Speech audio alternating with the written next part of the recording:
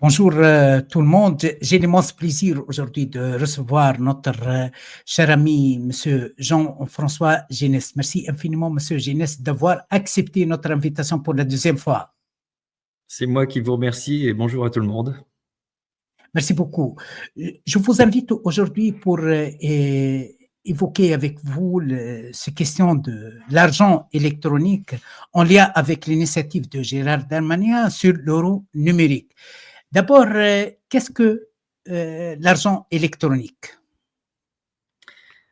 Alors ça, c'est une bonne question parce que la réponse est pas aussi simple que ça.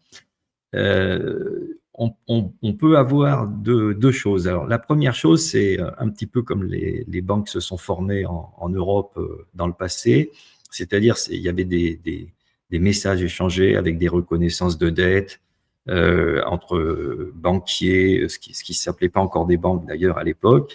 Et donc ça, c'est des échanges financiers avec des garanties qui sont données. Et c'est le droit d'ailleurs, la justice qui règle ce genre de choses. Et il peut y avoir transfert d'argent physique entre les entités ou pas. Juste, vous avez un compte ouvert et quelqu'un a une dette ou vous avez une dette envers quelqu'un. Et ensuite, en argent, donc avec l'électronique, on peut faire ça. On peut échanger des messages. Si les messages sont authentifiés, tamponnés, validés, ça pose pas de problème. Et ensuite, les cryptologues ont inventé dans les années, je dirais c'est plutôt à la fin des années 90, de la monnaie électronique. Donc, c'est-à-dire, c'est l'équivalent d'une pièce de monnaie, sauf que c'est un code informatique, donc des 0 et des 1. Et ça se comporte exactement comme une pièce de monnaie, on peut l'échanger. Donc, on peut pas la falsifier, cette fameuse pièce de monnaie. On peut la transférer, entre guillemets, assez facilement. On peut valider les transactions et le virement et le changement de propriétaire. Et ça, c'est des algorithmes particulièrement compliqués, mais on sait faire ça. Voilà, j'espère que j'ai répondu à votre question. Monsieur Genès, quelles sont les promesses officielles de l'euro numérique? Quelles sont les promesses de l'autorité pour justifier l'utilisation de l'euro électronique? Alors ça, je suis pas forcément très compétent sur le sujet. Les promesses, il y a beaucoup de promesses, mais je pense qu'il n'y a pas beaucoup de...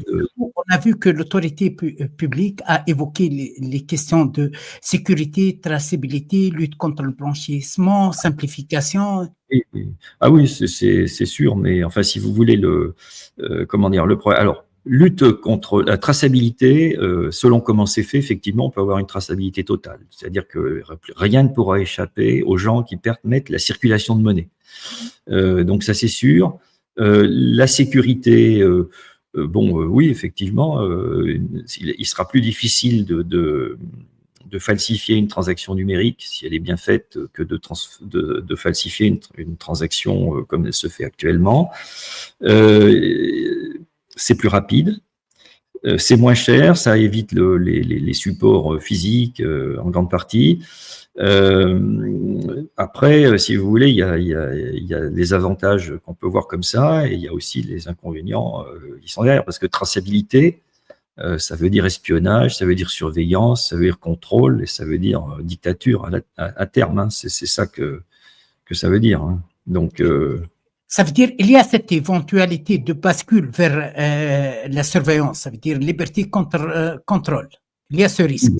Je pense que c'est plus qu'un risque, je pense que c'est une volonté qui est derrière, hein, puisque si on voulait faire un argent,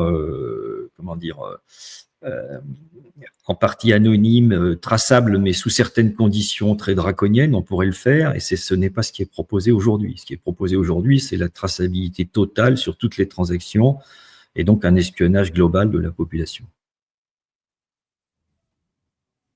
Monsieur, est-ce que, d'après vous, peut-on imaginer un monde où tout achat est conditionné par une conformité idéologique, électronique, ça veut dire? Oui, absolument. Il suffit si vous voulez, quand vous êtes l'État, vous allez pouvoir vous organiser de la façon suivante. Vous allez émettre une monnaie électronique qui aura cours forcé, qui sera la seule monnaie, et ensuite vous allez obliger les acteurs économiques à associer aux transactions des données supplémentaires qui permettront de dire un tel a acheté ça, etc. Vous allez pouvoir établir une base de données. Alors comme vous savez qu'actuellement avec l'intelligence artificielle, les données sont très à la mode, c'est une ressource, c'est une richesse. Donc le système va pouvoir consolider des données assez extraordinaires. Et alors on pourrait s'en servir, si on était honnête, de manière positive, je dirais. Mais la tentation sera bien trop grande d'avoir d'autres contrôles que ceux qui sont positifs. Le modèle chinois, d'après vous, comme crédit social, yuan numérique, est-il une référence ou un contre-exemple, d'après vous? Alors, c'est à la fois une référence et un contre-exemple. Hein. C'est une référence parce qu'il y a des gens qui l'ont fait et on voit ce qu'il faudrait pas faire. Et après, c'est un contre-exemple de ce qu'il faudrait faire et d'une zone, puisqu'on parle de l'Occident aujourd'hui, d'une zone qui s'est toujours dite un défenseur de la liberté, etc. Et là, on voit bien que la tendance va dans le mauvais sens. Aujourd'hui, M. Genest, l'argent liquide, pourquoi faut-il le défendre, d'après vous? Alors moi, je suis pas tellement favorable à la défense de l'argent liquide parce qu'il est, comment dire, il est la source des trafics, des tricheries, etc. En revanche, moi, je suis favorable à des transactions a priori anonymes. Et si la justice s'en mêle, en imaginant qu'on aurait une justice digne de ce nom et qui serait vraiment indépendante des autorités et de l'État, eh bien, une justice qui pourrait ouvrir les transactions mais suite à une action judiciaire. Vous voyez, si je fais une comparaison avec ce qui s'est passé sur les réseaux sociaux, où l'État, en France par exemple, a coupé brutalement certains canaux sans demander rien à personne, et sans, par exemple, je prends l'exemple des chaînes russes RT et Sputnik, où elles ont été coupées alors qu'elles n'avaient jamais été condamnées, on les a jamais pris en flagrant délit de mensonge ou de manipulation, etc. Mais s'il y avait une procédure judiciaire et qu'effectivement il y avait des griefs contre certains acteurs, il est normal qu'on puisse les arrêter. Typiquement, si vous avez du trafic de drogue, il est normal qu'on arrête les trafiquants. Et le trafic de drogue est interdit, bien heureusement, et donc il faut se donner les moyens. Donc moi, je suis d'accord avec une traçabilité, mais une traçabilité conditionnelle et élaborée, justifiée et gérée par la justice. Et encore une fois, en espérant que la justice sera impartiale et non téléguidée par le pouvoir, ce qui est évident dans aucun pays au monde, honnêtement. Mais bon. Les monnaies locales ou décentralisées, crypto, G1, etc. Quel est votre point de vue concernant ces? Alors, il y a deux types de monnaies là-dedans. Il y a les monnaies locales pour de petites communautés, etc. Bon, je veux dire, c'est légal, donc ça se fait. En général, c'est limité à des transactions avec de très faibles volumes, donc c'est pas très très gênant. Après, les crypto-monnaies, ça c'est un autre sujet.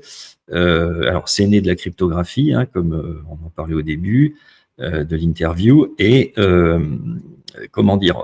alors on peut en faire un peu ce qu'on veut, c'est-à-dire qu'on peut anonymiser ou pas les transactions, mais il faut être bien clair, on sait bien que les acteurs sur ces sujets-là sont avant tout des gens qui veulent être anonymes parce que l'honnêteté de leurs transactions pourrait être douteuse. Alors, pourrait être douteuse ou est douteuse, ou dans le meilleur des cas, ça peut être des transactions tout à fait valides et légales, mais avec des gens qui veulent échapper à l'impôt. D'après vous, cette initiative évoquée par le ministre Darmanin, est-ce que c'est une innovation technique neutre ou un outil potentiellement politique de surveillance Moi, je pense que c'est purement politique. Alors d'abord, il l'a dit dans un contexte où l'euro numérique arrive. Donc, je veux dire, il n'a rien inventé. On se demande d'ailleurs pourquoi les ministres de l'Intérieur précédents n'ont jamais proposé la suppression de l'argent liquide, puisque là, on peut faire de l'argent électronique quand même depuis, le Bitcoin, je ne sais pas, ça remonte aux années 2009 ou 2010, quelque chose comme ça. Et de toute façon, dans la communauté cryptographique, c'était en sous-jacent depuis bien longtemps, hein. Donc, il n'y a pas d'innovation du tout là-dedans. En revanche, pour soi-disant contrôler des trafiquants, ce qui est légitime et souhaitable, en fait, ce qui est derrière, c'est une volonté de contrôler tout le monde et peut-être même les opposants, on ne sait jamais. Et d'après vous, quelles seront les pistes d'action citoyenne et politique pour contester, pour refuser? Alors, oui. Alors malheureusement, je suis pas très optimiste là-dessus. Les gens qui résistent veulent qu'on maintienne l'argent liquide. Ils ont une bonne raison qui est toute trouvée en disant bah oui, mais si demain, alors suite à un cataclysme ou une guerre, etc., on n'a plus d'électricité, eh bien, on n'aura plus de transactions électroniques, donc on sera très embêté. Donc il faut garder un support physique. C'est pas un très très bon argument, mais enfin bon, il peut être entendu. Et de toute façon, enfin, il faut être clair, les transactions aujourd'hui faites notamment par les jeunes qui sont nés avec, elles se font par l'électronique. Je pense que 80% des jeunes payent par carte bancaire ou leur téléphone aujourd'hui, et petit à petit, les jeunes générations abandonnent l'argent liquide. Vous voyez, donc il sera assez difficile. À mon avis, c'est un combat qui est perdu d'avance. Et moi, je préférerais qu'on entame un combat avec où on dise d'accord pour l'argent électronique, mais avec des conditions, des garanties sur la sécurité, la liberté et empêcher l'État de s'ingérer dans les affaires privées. Vous voyez, mais ça, c'est pas gagné parce que, encore une fois, les opposants en général, en majorité, veulent garder l'argent liquide, et c'est souvent le fait de personnes qui ont un certain âge. Oui. L'actualité nous oblige, l'actualité internationale nous oblige de changer un peu la thématique avec vous. J'aimerais bien clôturer puisque nous vivons une situation chaotique au niveau international. La confrontation, l'Iran a été agressé par Israël. Comment vous voyez la situation? Parce que vous êtes un expert, hein, expert. Comment vous voyez la situation au niveau technique, hein, les missiles iraniens contre ce drone de fer, contre ce système de protection spatiale israélien qui vient de nous confirmer sa défaillance? Mais oui, effectivement, je constate comme vous que le dôme de fer est défaillant, mais on le savait à l'avance. On pensait que les Iraniens maîtrisaient la technologie hypersonique. Alors, il semblerait que ça se confirme, mais il faudra attendre d'avoir un peu plus de données sur le sujet. Ce qui serait catastrophique pour Israël, c'est que les Iraniens n'aient pas l'hypersonique et qu'ils arrivent quand même à passer à travers le dôme de fer. Ça donnerait une idée de ce qui pourrait se passer si un jour ils maîtrisaient l'hypersonique. Donc, mais enfin, je pense qu'ils le maîtrisent globalement, ou qu'ils ont des choses qui sont pas très loin de l'hypersonique. Il y a deux choses, si vous me permettez, et je change un tout petit peu de sujet, mais qui sont plus inquiétantes. La première, c'est la réplique de ce qui s'était passé en Russie par les soi-disant Ukrainiens sur les bases de bombardiers stratégiques avec des drones qui avaient été infiltrés. Il semblerait qu'Israël a infiltré l'Iran par une technique à peu près similaire pour les attaquer de l'intérieur. Donc ça, je trouve ça extrêmement dangereux pour la sécurité mondiale parce que personne ne peut être à l'abri de ça. On peut même imaginer faire entrer les drones en pièces détachées, donc quasiment indétectables, et les assembler sur place, enfin bon, etc. Donc ça, c'est particulièrement dangereux. Et il y a un deuxième sujet qui me paraît particulièrement aussi important et que je vais replacer aussi, alors après, dans le contexte français, c'est, vous avez dû entendre les déclarations du Pakistan qui a dit que si Israël attaquait l'Iran à la bombe nucléaire, ils riposteraient avec leur bombe nucléaire.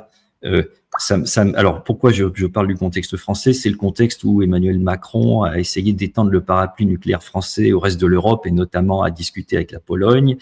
On voit qu'il n'y a pas besoin d'accord. Si le besoin s'en fait sentir, le Pakistan montre que on n'a pas besoin d'avoir des accords particuliers avec les uns ou les autres pour les défendre quand on estime que ses intérêts sont attaqués. Est-ce que vous craignez une escalade nucléaire ou non? Et est-ce que ces agressions vont pousser l'Iran à achever son programme? Parce que l'Iran n'a pas été...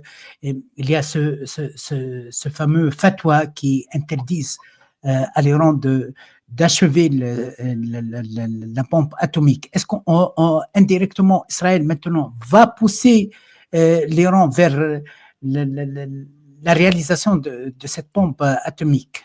Alors écoutez, c'est difficile à dire de savoir quelles seront les réactions des uns et des autres, et ça dépendra un peu de l'issue du conflit et de son équilibre. En revanche, moi j'avais écrit un livre qui avait été publié en 2008 et qui s'appelait Logique de défense, 30 idées en 200 pages, et dans lequel je défendais l'Iran. Moi je pense que l'Iran devrait avoir la bombe nucléaire. C'est une civilisation qui date d'il y a, je sais pas combien, 3-4 000 ans. Ils ont inventé les desserts et c'est des sauvages qui, aux États-Unis en particulier, qui existent depuis 200 ans, qui sont en train d'expliquer qu'ils sont pas raisonnables et qu'ils peuvent pas avoir la bombe nucléaire. C'est absolument scandaleux d'un point de vue philosophique et c'est inacceptable. Et par ailleurs, ce qu'il faut bien reconnaître, c'est que regardez ce qui s'est passé dans la dénonciation du JCPOA par les États-Unis lors de la première présidence Trump. Et si l'Iran avait eu la bombe nucléaire, à l'instar de ce qu'a fait la Corée du Nord, eh bien, les États-Unis auraient négocié au lieu de faire n'importe quoi. La bombe nucléaire, c'est pas forcément pour faire la guerre, c'est pour obliger les grands à négocier avec ceux qui sont un peu plus petits. Et ça, c'est bien, parce que ça oblige à négocier au lieu de se sentir supérieur et de vouloir imposer sa volonté. Merci infiniment, Monsieur Genest, malgré les travaux qui m'entourent. Merci infiniment d'avoir. Un honneur pour moi de vous recevoir. Merci beaucoup avec ce temps d'analyse objectif et calme. Merci infiniment et j'espère vous trouver prochainement. Merci infiniment. Merci beaucoup. À bientôt. Au revoir.